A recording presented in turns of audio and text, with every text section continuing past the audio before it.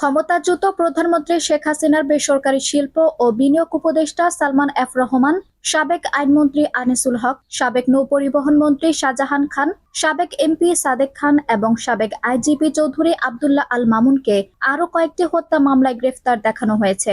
বার্তা সংস্থা রয়টার্সকে দেওয়া এক সাক্ষাৎকারে জেনারেল ওয়াকারুজ্জামান কথা বলেন। মঙ্গলবার এক প্রতিবেদনে জানিয়েছে ব্রিটিশ বার্তা সংস্থাটি।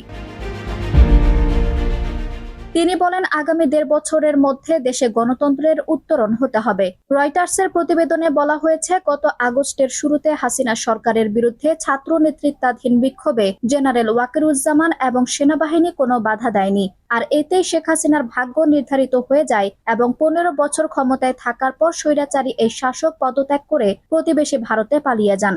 সোমবার রাজধানী ঢাকায় নিজের কার্যালয়ে রয়টার্সকে দেওয়া সাক্ষাৎকারে জেনারেল ওয়াকারুজ্জামান বলেন, নোবেল বিজয়ী ডক্টর মোহাম্মদ ইউনূসের নেতৃত্বে অন্তর্বর্তীকালীন সরকারের তার পূর্ণ সমর্থন রয়েছে। এছাড়া সামরিক বাহিনীকে রাজনৈতিক প্রভাব থেকে মুক্তি দেওয়ার একটি রূপরেখাও দিয়েছেন তিনি। জেনারেল ওয়াকারুজ্জামান বলেন, আমি ডক্টর মোহাম্মদ ইউনূসের পাশে থাকব, যাই হোক না কেন, যাতে তিনি তার মিশন সম্পূর্ণ করতে পারেন।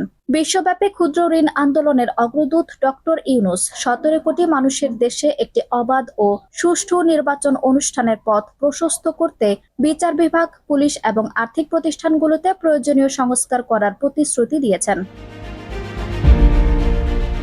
হাসিনার ক্ষমতাচ্যুতির কয়েক সপ্তাহ আগে সেনাপ্রধানের দায়িত্ব গ্রহণ করেছিলেন জেনারেল ওয়াকারুজ্জামান। তিনি বলেন, সংস্কারের পর গণতন্ত্রের উত্তরণ ১ বছর থেকে ১.৫ বছরের মধ্যে করা উচিত। তবে এই সময়ে ধৈর্যের প্রয়োজনীয়তার উপরও জোর দিয়েছেন তিনি। বাংলাদেশ সেনাবাহিনীর প্রধান বলেন, আপনি যদি আমাকে জিজ্ঞাসা করেন তাহলে আমি বলবো, এই সময়সীমার মধ্যেই আমাদের গণতান্ত্রিক প্রক্রিয়ায় প্রবেশ করা উচিত।